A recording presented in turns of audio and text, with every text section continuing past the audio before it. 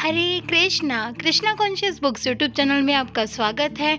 हम रीड कर रहे हैं प्रेमावतार श्री चैतन्य महाप्रभु, जो लिखा गया है भक्ति विकास स्वामी महाराज द्वारा। आज से हम स्टार्ट करेंगे अध्याय नंबर 4, संन्यास ग्रहण और पूरी आगमन। अपने निमाई को खोने के भय से भक्त स्तब्ध हो गए। अपने प्रिय पुत्र के वियोग के विचार से सबसे अधिक उनकी माता दुखी थी, परंतु भगवान गौरांग ने उन्हें सांत्वना दी। माता, कृपया लोभ, क्रोध, मिथ्या अहंकार, माया अथवा निरर्थक कष्टों से प्रभावित न हो। विचार करें कि आप वास्तव में कौन है, आपका पुत्र कौन है और आपके पिता कौन है। अपने पराये की झूठी उपाधियों पर विलाप क्यों? स्त्री कौन है, कौन किसका पति है? एकमात्र वास्तविक आश्रय कृष्ण के चरण कमल है। केवल कृष्ण ही पिता है और सखा है। कृष्ण ही परम भगवान है, वे ही परम धन है। कृष्ण के बिना प्रत्येक वस्तु निरर्थक है। भगवान की मायावी शक्ति के वशीभूत यह जगत यंत्र की भांति नियंत्रित है। प्रत्येक प्राणी दंभ तथा झूठे अहंकार वश कष्ट भोगता है। जो अपने कर्म फलों को जानता है वो पुण्य कार्य करता है, फिर भी उसके कर्म फल उसे अगले जन्म में बाधित करेंगे। कृष्ण को भूलकर ऐसे मूर्ख भौतिक जगत में विभिन्न योनियों में जन्म लेते हैं। 14 भुवनों में भटकने के पश्चात अंततः कोई मनुष्य जीवन की दुर्लभता को समझ पाता है। यह अनित्य व खतरनाक भौतिक अस्तित्व एक क्षण में नष्ट हो सकता है। मनुष्य जन्म की दुर्लभता को समझकर जीव को भगवान की सेवा करनी चाहिए तथा माया से मुक्त हो जाना चाहिए। ये शरीर केवल कृष्ण सेवा के लिए है और ऐसा करने से मुक्ति मिलती है। मात्र कृष्ण को प्रेम करने से आप जीवन मृत्यु के चक्र से मुक्त हो जाएंगे। माता, आपने जो प्रेम मुझे दिया है, यदि वही प्रेम आपने कृष्ण को दिया होता तो आपको असीम लाभ प्राप्त होता। कृष्ण ही वास्तविक मित्र तथा सूर्योदय है। असली माता पिता वे ही है जो अपने संतान को कृष्ण के चरणारविंद के प्रति शुद्ध प्रेम प्रदान करते हैं। मेरा हृदय कृष्ण विरह में विलाप कर रहा है। आपके चरणों पर गिरकर मैं प्रार्थना करता हूँ। आपने जीवन भर मुझे बहुत प्रेम दिया है। मेरी मुक्ति होने से आपकी मुक्ति भी सुनिश्चित है। कृपया मेरे प्रति मोह त्याग करें तथा कृष्ण के चरण कमलों की सेवा करें। कृष्ण प्रेम प्राप्त करने के लिए मेरा संन्यास लेना आवश्यक है। फिर कृष्ण प्रेम के इस धन को मैं अनेक देशों में लेकर जाऊंगा।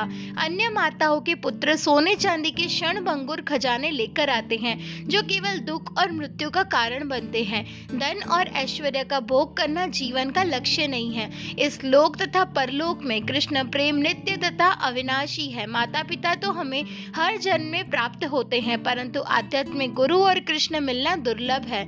मनुष्य जीवन मिलने पर गुरु तथा कृष्ण की सेवा के महत्व को समझना चाहिए। जो आध्यात्मिक गुरु को स्वीकार नहीं करता वह पशु पक्षी के समान ही है। उसके पश्चात शीघ्र ही केशव भारती नाम के एक सन्यासी नवद्वीप आए और भगवान चैतन्य ने सन्यास लेने के बारे में उनसे चर्चा की। केशव भारती के जाने के बाद शीघ्र ही भगवान चैतन्य ने चुपचाप मध्य रात्रि में घर त्याग दिया। केशव भारती से सन्यास लेने के लिए उन्होंने गंगा को तैरकर पार किया तथा कटवा की ओर गए, जो नवद्वीप से 35 किलोमीटर दूर उत्तर दिशा में है।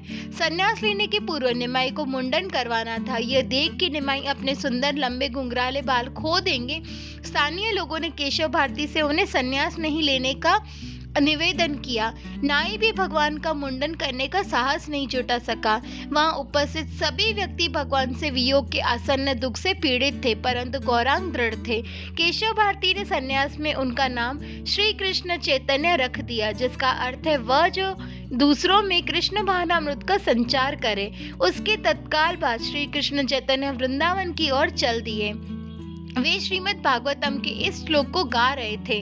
मैं अज्ञान रूपी दुष्कर भवसागर को कृष्ण के चरण कमलों की सेवा में दृढ़ होकर पार करूंगा।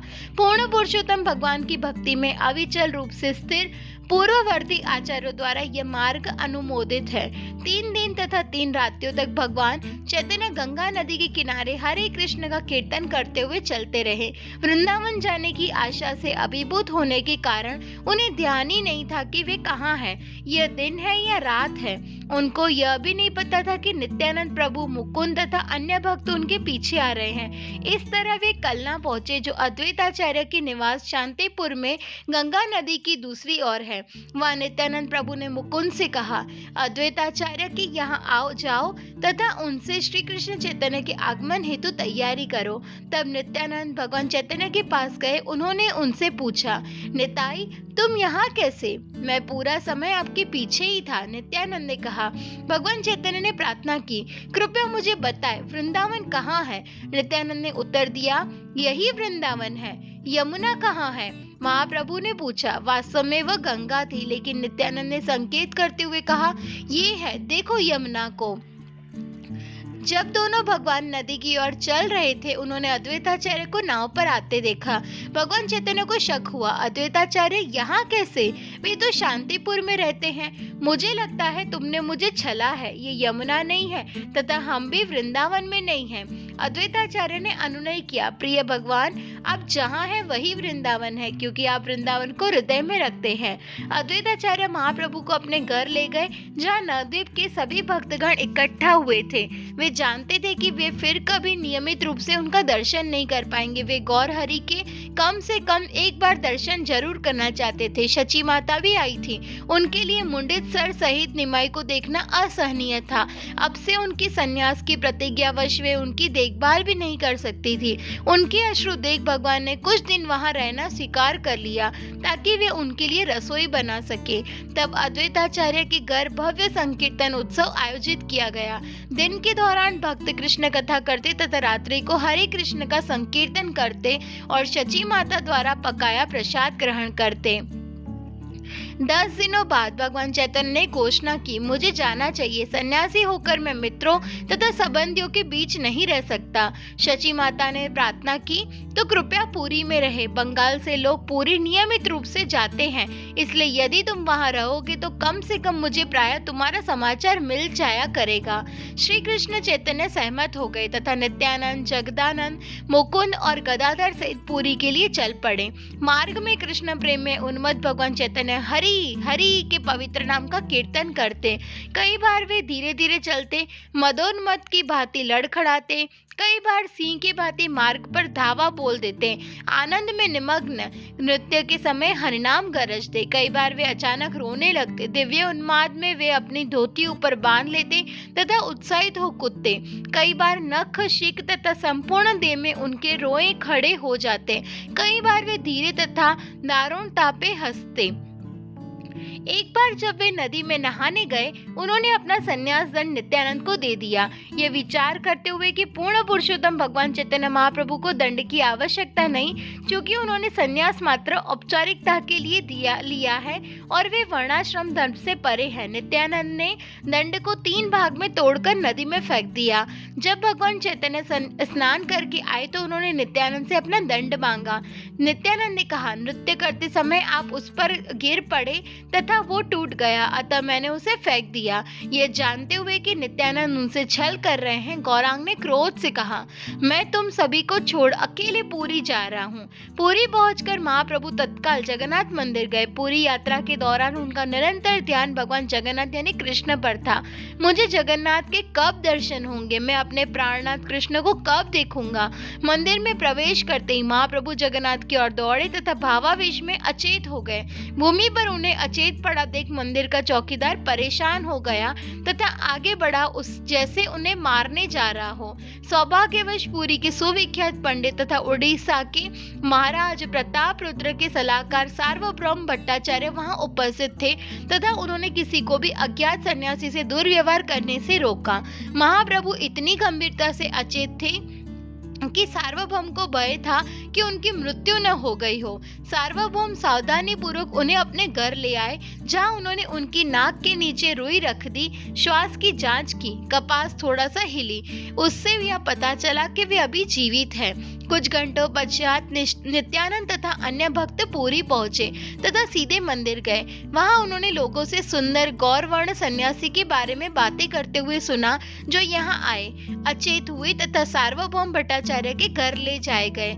उस समय एक शुद्ध भक्त गोपीनाथ आचार्य तथा जो सार्वभौम भट्टाचार्य के बहनोई थे वहां पहुंचे। सभी मिलकर महाप्रभु को देखने गए। सार्वभौम के घर पहुंचकर उन्होंने उन्हें यानी सार्वभौम को चिंताग्रस्त पाया। उन्होंने बताया, ये सन्यासी 6 घंटे से अचेत है। भक्त जानते थे कि क्या करना चाहिए। भक्तों ने उच्च स्वर में हरे कृष्ण कीर्तन किया। कुछ समय पश्चात भगवान चैतन्य की चेतना लौट आई। सार्वभौम महाप्रभु के शरीर में दिव्य प्रेम के सारे लक्षण देख आश्चर्यचकित थे तथा उनकी पृष्ठभूमि जानना चाहते थे। सार्वभौम मूलतः नवद्वीप क्षेत्र से थे तथा वे गोपीनाथ आचार्य से यह सुनकर प्रसन्न थे कि गौरांग जगन्नाथ मिश्र के सुपुत्र हैं, परंतु सार्वभौम ने इस पर आपत्ति जताई जब उनके बहनोई ने श्री कृष्ण चैतन्य को परम भगवान कहा।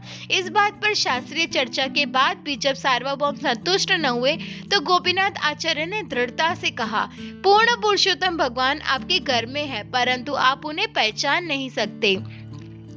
सार्वभौम वेदांत में प्रकांड विद्वान थे तथा गृहस्थ होते हुए भी सन्यासियों को पढ़ाते थे। सार्वभौम भगवान चैतन्य की दिव्य स्थिति से अनजान थे। उन्होंने विचार किया कि महाप्रभु युवा तथा सुंदर है, इसलिए उनके लिए सन्यास का पालन दुष्कर होगा। सार्वभौम ने सन्यास में दृढ़ रहने के लिए महाप्रभु को निराकारवादी वेदांत दर्शन पढ़ाने का प्रस्ताव दिया, परंतु 7 दिनों तक प्रवचन करने के उपरांत सार्वभौम ने पूछा, प्रिय श्रीमान, आप सब कुछ सुनते हो परंतु कुछ पूछते नहीं। मैं नहीं जानता कि मैं जो कुछ कह रहा हूँ वो आपको समझ आ भी रहा है या नहीं। गौरांग ने उत्तर दिया, मैं वेदांत समझता हूँ परंतु आपकी व्याख्या नहीं, यह व्याख्या गलत है। सार्वभौम को धक्का लग गया। भगवान चैतन्य ने आगे कहा, एक व्याख्या को श्लोक के अर्थ को स्पष्ट करना चाहिए, न कि अन्य मत से उसे ढक देना चाहिए, जैसे आपकी व्याख्या। वेदांतों में पूर्ण पुरुषोत्तम भगवान की सर्वश्रेष्ठता स्पष्टतः स्थापित की गई है, परंतु आप मिथ्या व्याख्या से वास्तविक अर्थ को ढक रहे हैं। उस समय श्रेष्ठ वेदांती के नाम से सुविख्यात सार्वभौम ने परम सत्य को निराकार यानी रूप, गुण तथा नाम रहित स्थापित करने के लिए असंख्य तर्क दिए। चैतन्य महाप्रभु एक एक करके सभी सिद्धांतों का खंडन कर दिया, जब तक अंततः सार्वभौम ने भगवान के समक्ष पराजय स्वीकार कर समर्पण नहीं किया। सार्वभौम पर कृपा दर्शाते हुए महाप्रभु ने उन्हें अपना षड्भुज स्वरूप दिखाया। भगवान राम की 2 भुजाओं में से धनुष तथा तीर पकड़े, श्री कृष्ण की 2 भुजाओं में बांसुरी थामे तथा अपनी 2 भुजाओं में संन्यास दंड तथा कमंडल लिए थे। अपने ऊपर हुई कृपा से वे उल्लासित भट्टाचार्य शुष्क तर्क त्याग कर भगवान चैतन्य के प्रमुख अनुयायियों में से एक बन गए। अध्याय 5 दक्षिण भारत यात्रा। गौरांग के बड़े भाई विश्वरूप को संन्यास लेने तथा गृह त्याग के बाद कोई समाचार नहीं मिला था। उनको ढूंढने के बहाने गौरांग ने दक्षिण भारत जाने की इच्छा व्यक्त की, लेकिन गौरांग का दक्षिण भारत जाने का वास्तविक कारण मार्ग में प्रत्येक को परम भगवान कृष्ण की शुद्ध भक्ति में परिणित करना था। नित्यानंद प्रभु के नेतृत्व में पुरी में उपस्थित चैतन्य महाप्रभु के सभी भक्त उनके संग जाने को आतुर थे, परंतु उन्होंने अकेले जाने पर बल दिया। परंतु भक्तों ने उन्हें काला कृष्णदास नामक एक सेवक को साथ ले जाने के लिए मना लिया। सार्वभौम की कृपा पर वे अपनी यात्रा के दौरान एक महान भक्त तथा प्रताप रुद्र के शासन के दक्षिणी प्रांत के राज्यपाल रामानंद राय से मिलने के लिए राजी हो गए। महाप्रभु की यात्रा मार्ग के एक गांव में वासुदेव नाम एक भक्त रहता था। उसका शरीर कोढ़ से गल रहा था तथा कीड़े उसे खा रहे थे, परंतु एक उच्च भक्त होने के नाते उसने इस स्थिति को अपने पूर्व कर्मों का फल मानकर स्वीकार कर लिया। यह जान गया था कि उसकी दुर्दशा की श्रेष्ठ औषधि है इन दैहिक पीड़ाओं को सहन करते हुए भक्ति भाव से हरे कृष्ण का जप करना। वासुदेव पूरी तरह स्वरूप सिद्ध था और स्वयं को देह से परे आत्मा मानता था। यदि कोई कीड़ा उसके शरीर से गिर भी जाता तो वे उसे यह सोचते हुए पुनः उठा लेता कि कहीं वह कीड़ा मर न जाए। किसी कारणवश वासुदेव महाप्रभु के दर्शन यानी भेंट न कर पाया तथा दुख से भूमि पर अचेत हो गिर पड़ा। अपने भक्त को कष्ट से उबारने हेतु सर्वज्ञ भगवान तत्काल लौटे तथा उसे गले लगाया, जिससे वासुदेव निरोगी और सुंदर बन गए। वासुदेव ने तब विनय किया, मेरे प्रिय भगवान, अब मेरे पास यह अद्भुत रूप है। मैं आपसे मांगता हूँ कि मुझे इस बात पर घमंड न हो तथा न ही मैं भूलूं कि जीवन का उद्देश्य कृष्ण को प्रसन्न करना है। भगवान चैतन्य ने उसे ये वर दिया। दक्षिण भारत के मार्ग पर यात्रा के दौरान श्री कृष्ण चैतन्य कीर्तन करते चलते कृष्ण कृष्ण कृष्ण कृष्ण कृष्ण कृष्ण कृष्ण है, कृष्ण कृष्ण कृष्ण कृष्ण कृष्ण कृष्ण कृष्ण है, कृष्ण कृष्ण कृष्ण कृष्ण कृष्ण कृष्ण रक्षा मां, कृष्ण कृष्ण कृष्ण कृष्ण कृष्ण कृष्ण पाहि मां, राम राघव राम राघव रक्ष माम, के कृष्ण केशव कृष्ण केशव पाहि माम। हे भगवान कृष्ण, कृपया मेरी रक्षा करे तथा मेरा पालन करे। हे रघुवंशी भगवान राम, कृपया मेरी रक्षा करे। हे कृष्ण केशी असुर का वध करने वाले केशव, कृपया मेरा पालन करे। भगवान चैतन्य की सम्मोहक छवि को जो भी देखता वह मोहित हो जाता। एक ब्राह्मण इतना आकर्षित हो गया कि तत्काल सब कुछ त्याग कर उनका अनुसरण करना चाहता था। उसने विनती की, मेरे स्वामी, मैं तो बस भौतिक घरेलू जीवन में ही आसक्त हूँ, कृपया मुझे अपने साथ यात्रा की आज्ञा देकर मेरा उद्धार करें। परंतु भगवान चैतन्य ने कहा, नहीं, तुम यही रहो, हरे कृष्ण जपो, दूसरों को प्रचार करो तथा उन्हें भक्त बनाओ। जहाँ भी जाओ, जिससे भी मिलो, मात्र कृष्ण उपदेश करो। इस प्रकार मेरी आज्ञा से तुम गुरु बनो तथा इस भूमि का उद्धार करो। यदि तुम मेरे निर्देशों का पालन करोगे तो कभी भी भौतिक जीवन की पीड़ाओं से व्यथित नहीं होगे तथा पुनः मुझसे यहाँ मिलोगे। दूसरे शब्दों में, तुम मुझसे कभी भी विलग नहीं होगे। जहाँ कहीं भी महाप्रभु जाते, लोगों से हरे कृष्ण जपने को कहते। कृष्ण भावना से संचारित होकर वे लोग दूसरे गाँव में जाते और अन्य लोगों को कृष्ण भावना भावित बनाते। वे लोग इसी तरह अन्यों को कृष्ण भावना भावित करते। इस प्रकार हरे कृष्ण कीर्तन पूरे दक्षिण भारत में फैल गया।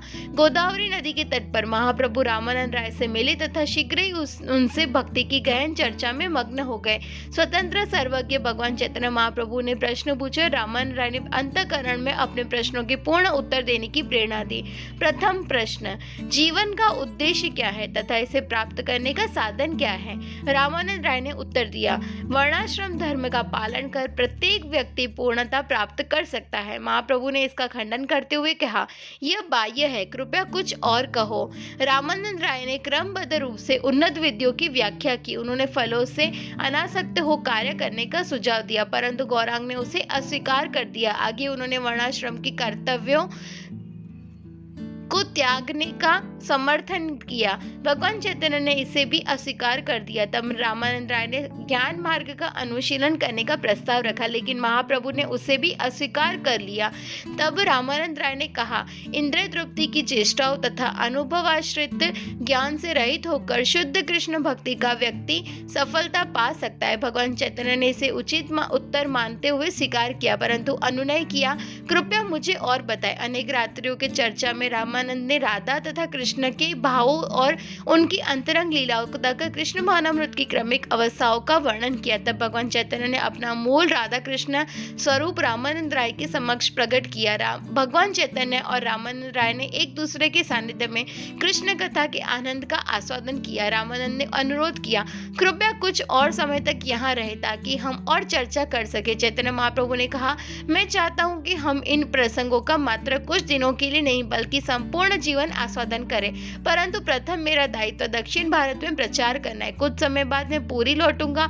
उस समय तक आप कृपया अपने उत्तरदायित्वों से मुक्त हो जाए तथा पूरी प्रस्थान करें जहां हम इकट्ठे रहेंगे। तब महाप्रभु ने कई तीर्थ स्थानों की यात्रा की।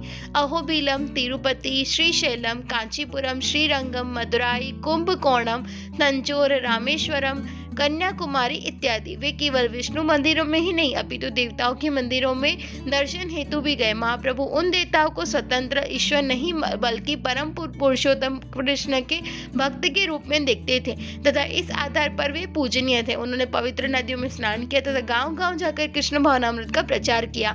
प्रत्येक रात्रि वे मंदिर में ठहरते तथा स्थानीय पंडितों का वैष्णव सिद्धांत प्रस्तुत करते और वे जन साधारण को हरे कृष्ण कीर्तन के लिए प्रेरित करते। जिस समय भगवान चैतन्य श्रीरंगम पहुंचे, चातुर्मास प्रारंभ हो चुका था। अतः महाप्रभु श्रीरंगम में स्थानीय ब्राह्मण वेंकट भट्ट के घर पर चातुर्मास की पूरी अवधि तक ठहरे। श्री रंगनाथ के भक्तों ने अपने बीच गौरांग को पाकर अपने को भाग्यशाली माना। विशेषतः वे उन्हें मंदिर में विग्रह के समक्ष आनंद में नृत्य तथा कीर्तन करते हुए देख प्रसन्न थे।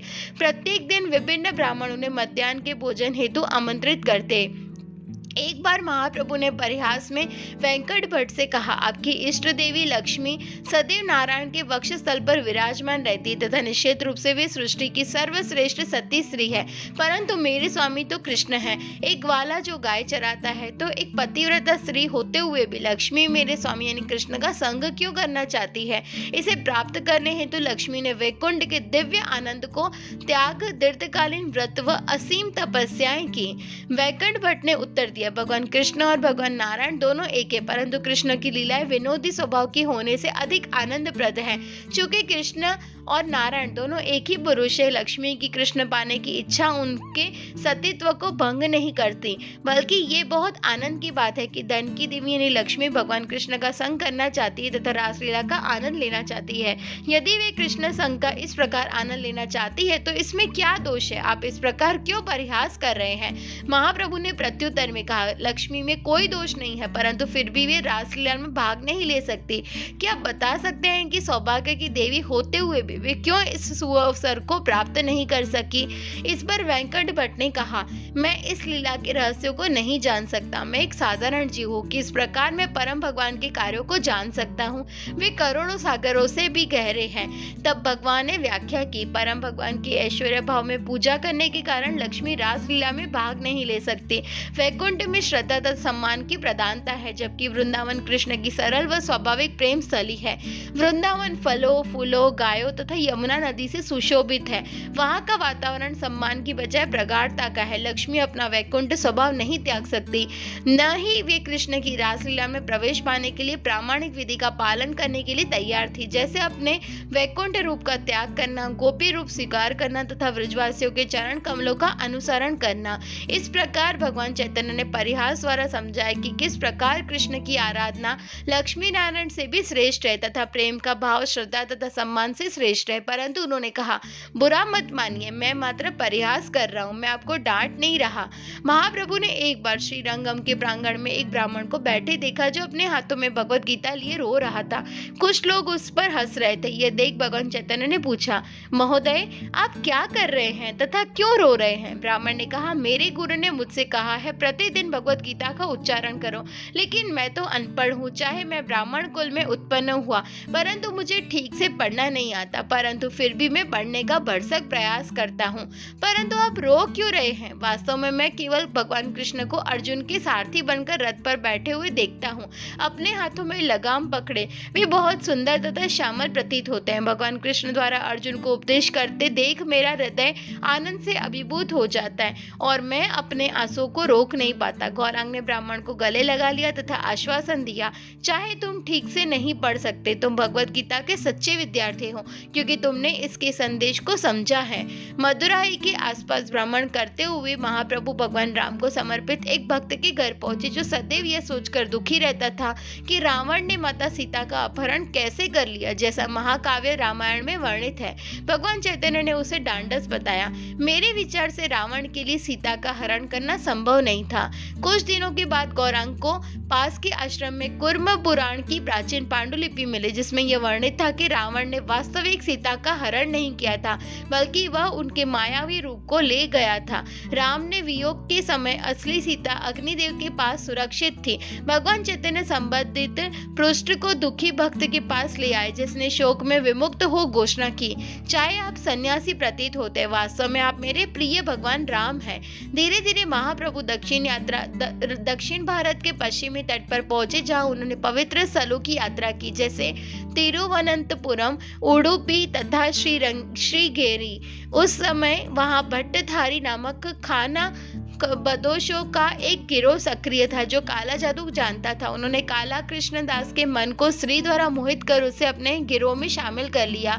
जब महाप्रभु अपने सेवक को बचाने गए, भट्टधारियों ने उस पर हमला बोल दिया, परंतु हथियार को उन्होंने महाप्रभु पर फेंके थे। वे वापस आकर उन्हीं के शरीरों पर प्रहार करने लगे। महाप्रभु तब काला कृष्णदास को बाहों से पकड़कर बलपूर्वक अपने साथ वापस ले आए। यह घटना प्रदर्शित करती है कि यदि कोई कृष्ण भावनामृत में पूरी तरह गंभीर नहीं है, तो परम पुरुषोत्तम भगवान के व्यक्तिगत संग में रहने पर भी माया के वशीभूत हो सकता है। अध्याय 6 पूरी लौटना एवं रथ यात्रा लीलाएं। जब 2 वर्षों के पश्चात श्री चैतन्य महाप्रभु पुरी लौटे, उनके पार्षदों में जैसे प्राण लौट आए। भगवान चैतन्य सबसे पहले नित्यानंद, जगदानंद, मुकुंद और सार्वभौम भट्टाचार्य को मिले। उन्होंने सार्वभौम को बताया, मैंने कई तीर्थ स्थानों की यात्रा की तथा कई संतों से चर्चा की, परंतु रामानंद राय के समान कोई योग्य नहीं मिला। उनके संग कृष्ण कथा करके मैंने और अधिक अनुभूति एवं आनंद प्राप्त किया।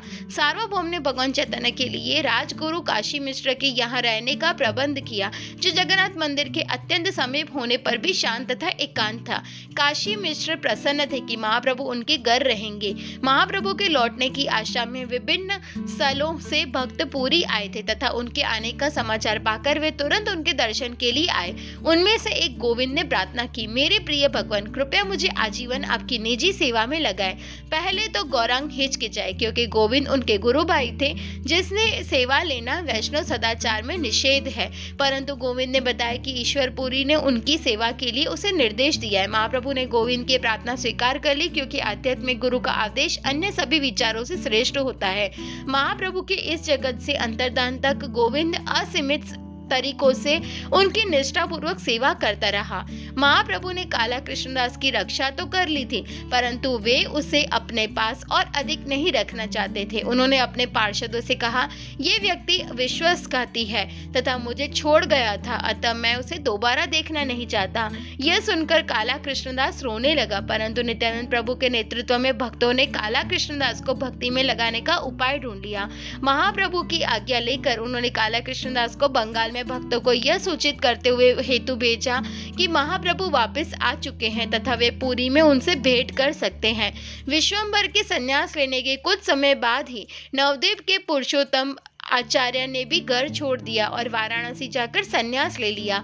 कुछ समय पश्चात वे पुरी आ गए। अब उनका नाम स्वरूप था। उन्होंने चैतन्य महाप्रभु की शरण स्वीकार की। गौरांग ने उनका प्रसन्नतापूर्वक स्वीकार किया तथा उनके संन्यास नाम में दामोदर जोड़ दिया। स्वरूप दामोदर निरंतर महाप्रभु के संग रहते तथा उनके सबसे अंतरंग पार्षद बन गए। स्वरूप दामोदर एक प्रकांड पंडित थे और वे महाप्रभु के अनुयायियों में सर्वश्रेष्ठ अधिकारी थे। यहाँ तक कि जब अन्य भक्तों में कोई दार्शनिक भ्रांत धारणा उत्पन्न हो जाती, स्वरूप दामोदर कभी भी भ्रमित नहीं होते थे तथा उनकी गलती सुधार देते थे। वे महाप्रभु के इतने घनिष्ठ थे कि वे उनके भावों को जान लेते तथा महाप्रभु के भक्ति भाव को बढ़ाने हेतु मधुरता से गुह्य भक्ति गीत गाते।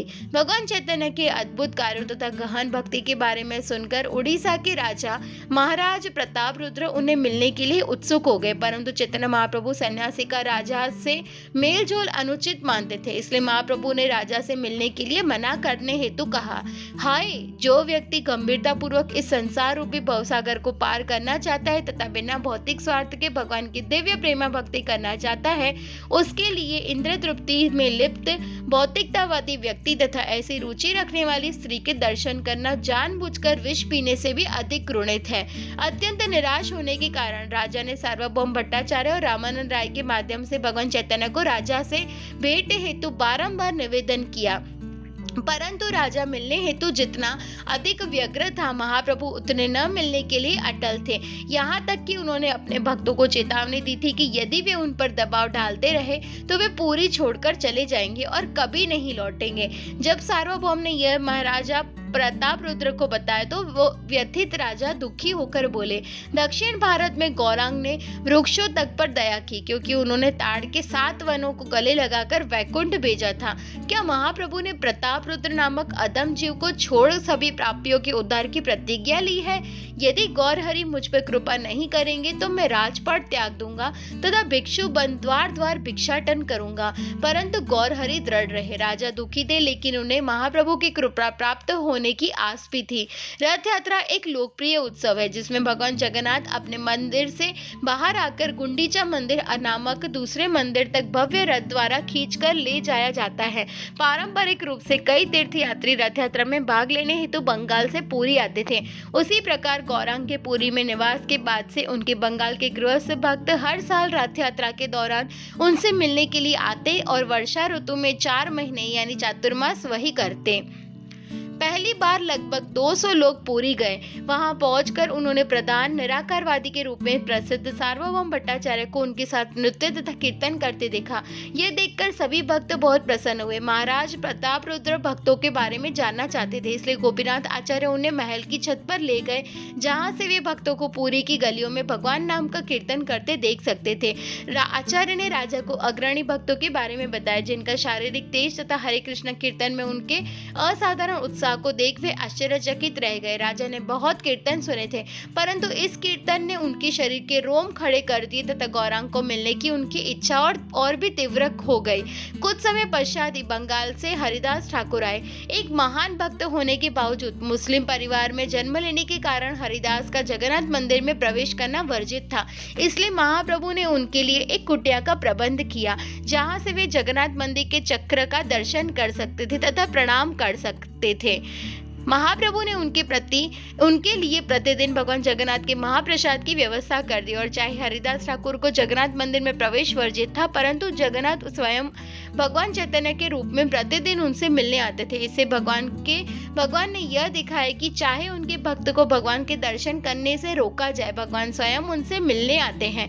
यद्यपि महाप्रभु हरिदास को रोज मिलने जाते, परंतु फिर भी उन्होंने महाराज प्रताप रुद्र को मिलने से मना कर दिया। इसे सहन करने में असमर्थ राजा ने रामानंद राय से भेंट हेतु बारंबार प्रार्थना की। प्रताप रुद्र के संत तुल्य गुणों का बार बार बखान कर रामानंद राय चैतन्य महाप्रभु को इस बात के लिए मनाने में सफल हो गए सके कि राजा मात्र भौतिकतावादी नहीं बल्कि एक सच्चे भक्त भी है। चाहे भगवान का दृष्टिकोण कोमल हो गया था, फिर भी वे राजा को मिलने के प्रति सावधान थे। तथापि नित्यानंद की प्रार्थना पर उन्होंने महाराज प्रताप रुद्र को अपने पहने हुए वस्त्र कृपावर्ष भेंट किए। महाराज प्रताप रुद्र भगवान महाप्रभु के वस्त्रों की पूजा भगवान की भांति करने लगे। तदुपरांत महाप्रभु ने कहा, शास्त्रों के अनुसार पुत्र पिता का प्रतिनिधि होता है, इसलिए राजकुमार का मुझसे भेंट करना राजा का मुझसे मिलने के समान है। तब भक्तगण राजा के पुत्र को भगवान चैतन्य के दर्शन के लिए ले आए। बालक सुंदर श्याम वर्ण था तथा उसके विशाल कमल लोचन थे।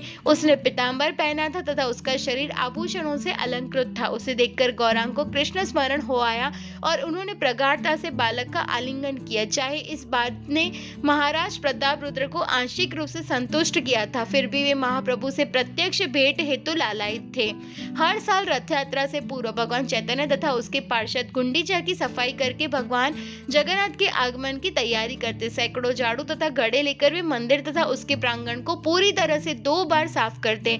वे हर जगह पानी से मंदिर को अंदर तथा बाहर से धोते। इस लीला का भगवान चैतन्य ने प्रदर्शित किया कि कृष्ण हृदय में तभी प्रकट होते हैं जब भक्त का हृदय प्रत्येक कल्मश से रहित होता है। रथ यात्रा वाले दिन भगवान जगन्नाथ को मंदिर से उठाकर लाया गया और रथ पर विराजमान किया गया। महाप्रभु मणिमा पुकार रहे थे, परंतु उन्हें विभिन्न वाद्य यंत्रों की प्रचंड ध्वनि के कारण कोई नहीं सुन सका। राज्य का स्वामी होते हुए भी महाराज प्रताप रुद्र स्वयं को भगवान जगन्नाथ का तुच्छ सेवक मानते थे। इसलिए यात्रा के आरंभ से पूर्व उन्होंने स्वर्णिम झाड़ू से सड़क की सफाई की। इस विनीत कृत्य ने उन्हें भगवान चैतन्य का प्रिय बना दिया। शोभा यात्रा में 7 संकीर्तन दल थे। तब गौरांग ने भगवान जगन्नाथ के मुस्कुराते मुखमंडल का दर्शन किया तो वे एक साथ 7 दलों में उछलने तथा नृत्य करने लगे। अधिकांश भक्तों ने सोचा कि भगवान चैतन्य केवल उनके ही दल में उपस्थित हैं, परंतु उनके अंतरंग पार्षद जानते थे कि महाप्रभु ने 7 स्वरूपों में विस्तार कर लिया है। महाराज प्रताप रुद्र की विनम्रता ने भगवान चैतन्य को प्रसन्न कर दिया था, इसलिए भगवान चैतन्य की कृपा से वे उन्हें एक ही समय पर एक साथ सभी दलों में नृत्य करते हुए देख सके। गौरांग स्वर्णिम पर्वत के सदृश हवा में उछलकर संपूर्ण पृथ्वी के हिलने का कारण प्रतीत हो रहे थे। तत्पश्चात भगवान चैतन्य ने विभिन्न वैदिक प्रार्थनाएं भगवान जगन्नाथ के समक्ष गाई तथा एक प्रेम गीत गाया जो भौतिक प्रतीत होता था, जिसका तात्पर्य स्वरूप दामोदर के अलावा कोई नहीं समझ सका। परंतु बाद में श्रील रूप गोस्वामी ने इसकी व्याख्या की। महाप्रभु श्रीमती राधा रानी के उस भाव का आस्वादन कर रहे हैं जब वे राधा रानी तथा ब्रजवासी कृष्ण के वृंदावन छोड़ने के कई वर्षों बाद कृष्ण ने कुरुक्षेत्र से मिले। कृष्ण ने अब द्वारकाधीश के राजसी वस्त्र पहने हुए थे तथा सैनिकों, हाथियों तथा अन्य ऐश्वर्य के साधनों से घिरे थे। इतने वर्षों बाद इनको देखकर राधा रानी ने विलाप किया कि यद्यपि उन्हें दोबारा कृष्ण का संग मिला था, फिर भी वे राजसी तथा भीड़ भरे वातावरण में उनके साथ पहले की तरह घनिष्ठता पूर्वक नहीं मिल सकी थी। वे उन्हें वृंदावन के गांव वाले सरल वातावरण में वापस ले जाने के लिए लालायित थे। महाप्रभु कृष्ण वियोग में राधा रानी के महाभाव में थे तथा रथ यात्रा में कृष्ण को भगवान जगन्नाथ के रूप में द्वारका यानी जगन्नाथ मंदिर से वृंदावन यानी गुंडीचा मंदिर ले जाने के भावावेश में थे।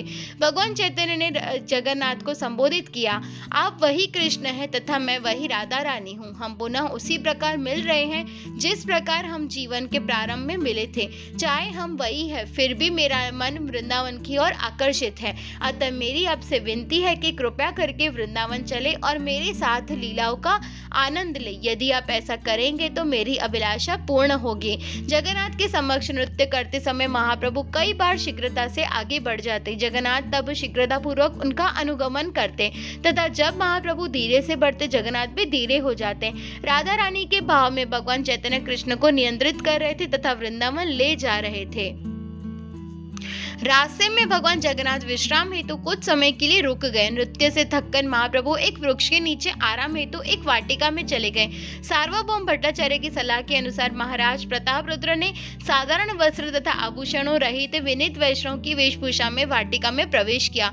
उपस्थित वैष्णव की आज्ञा से वे भगवान चैतन्य के चरण दबाने लगे तथा श्रीमद् भागवतम से उत्कृष्ट गोपी गीत गाना प्रारंभ कर दिया। 9वां श्लोक सुनते ही गौरांग भावावेश में उठ खड़े हुए और राजा को गले लगाते हुए कहा, तुमने मुझे अमूल्य रत्न दिए हैं परंतु मेरे पास तुम्हें देने के लिए कुछ नहीं है, इसलिए मैं तुम्हें बस बार बार गले लगा रहा हूँ। तब वे यानी महाप्रभु दिव्य प्रेम में उन्मत्त होकर बारंबार वही श्लोक गाने लगे। मेरे प्रिय कृष्ण, तुम्हारी बातें और तुम्हारी लीलाओं के वर्णन रूपी अमृत इस भौतिक जगत में सदैव दुख भोगने वाले लोगों के प्राण धन है। महाभागवतों के मुख से सुनने पर ये कथाएं सभी पापों के मूल का नाश कर देती है तथा श्रोता संपूर्ण सौभाग्य को प्राप्त करता है। ये कथाएं संपूर्ण जगत में प्रसारित है और आध्यात्मिक शक्ति से परिपूर्ण है। जो कोई भी भगवान के संदेश का प्रचार करता है वह निश्चित रूप से सबसे उदार परोपकारी है। भगवान चैतन्य ने कहा, आप महावदान्य हैं, आप महावदान्य हैं तथा उन्होंने पुनः राजा का आलिंगन किया और उन पर कृपा की। वे सब कुछ जानते थे, फिर भी उन्होंने दिखावा किया कि वे यह नहीं जानते कि वे वेश बदले राजा से बात कर रहे हैं। जगन्नाथ ने पुनः अपनी यात्रा आरंभ की और थोड़े समय आगे चलने पर उनका रथ अचानक रुक गया। सैकड़ों व्यक्तियों द्वारा पूरे जोश से रस्सियां खींचने पर भी रथ न हिला। महाबली व्यक्तियों को खींचते हेतु बुलाया भी निरर्थक हो गया। यहाँ तक कि हाथी उन्हें रथ खींचने के लिए उकसाया गया पर वे भी रथ हिला न सके और चीखने लगे। किसी को समझ नहीं आ रहा था कि क्या करे। वास्तव में भगवान जगन्नाथ भक्तों को सेवा का अवसर प्रदान करने हेतु स्वयं को परिवहन करने की आज्ञा देते थे, परंतु वे अपनी इच्छा से चलते हैं। जब वे रुकना चाहते तो रुक जाते हैं। गौरांग तब रथ के पीछे गए और अपने सिर से रथ को धकेलने लगे। रथ धीरे धीरे गड़गड़ाहट करते हुए आगे बढ़ा तथा जगन्नाथ ने पुनः अपनी यात्रा आरंभ की। कीर्तन और भी प्रचंड हो गया तथा गुंडीचा मंदिर तक अविचल होता रहा। यहाँ जगन्नाथ को रथ से उतारा गया। रथ यात्रा के 5 दिन पश्चात हेरा पंचमी उत्सव होता है। इस दिन लक्ष्मी देवी अपने पति की अनुपस्थिति से क्रोधित होकर उन्हें वापस घर ले जाने के लिए गुंडीचा मंदिर आती है। उस दिन श्रीवास ने वैकुंठ तथा लक्ष्मी देवी का गुणगान किया, परंतु स्वरूप दामोदर ने विरोध किया। प्रिय श्रीवास, द्वारका तथा वैकुंठ का ऐश्वर्य मिलकर भी वृंदावन की तुलना में तुच्छ है। अपने मत के समर्थन में स्वरूप दामोदर ने ब्रह्म संहिता 5.56 के एक श्लोक का उच्चारण किया। वृंदावन की गोपियां महालक्ष्मी है। पूर्ण पुरुषोत्तम भगवान कृष्ण वृंदावन के भोक्ता है। वृक्ष कल्प तरु तथा भूमि दिव्य पारस पत्थर से बनी है। पानी अमृत है। वार्तालाप गायन चलना नृत्य है और कृष्ण की नृत्य संगिनी उनकी बांसुरी है। अतः वृंदावन की एकमात्र आनंद स्थली है। बंगाल के भक्त वर्षा ऋतु के संपूर्ण चातुर्मास पुरी में रहे। भगवान चैतन्य के मधुर सानिध्य की खुशी में निमग्न उन्होंने भगवान जगन्नाथ की प्रसन्नता हेतु विभिन्न उत्सव मनाए। तब गौरांग ने उन्हें बंगाल लौट जाने की प्रार्थना की। विशेषतः उन्होंने नित्यानंद तथा अद्वैत को कहा कि वे उन्हें जात पात के भेदभाव बिना कृष्ण प्रेम प्रदान करे, परंतु भक्त महाप्रभु को छोड़कर जाना नहीं चाहते थे। वे रोज जाने की तैयारी तो करते लेकिन जा नहीं पाते। अंततः भगवान चैतन्य ने उन्हें अपने कामों पर वापस जाने पर जोर दिया। महाप्रभु ने उन्हें आश्वस्त किया, मैं भले ही पुरी में रह रहा हूँ लेकिन मैं आपके साथ बंगाल में भी मौजूद रहूंगा, विशेष रूप से जहां श्रीवास पंडित कीर्तन तथा नित्यानंद आह्लादित नृत्य करेंगे। मैं प्रतिदिन नवद्वीप में अपनी माता के चरण कमलों के दर्शन हेतु भी जाऊंगा। चाहे वो इसकी वास्तविक पर विश्वास नहीं करेगी परंतु वे मेरी उपस्थिति का अनुभव अवश्य करेगी।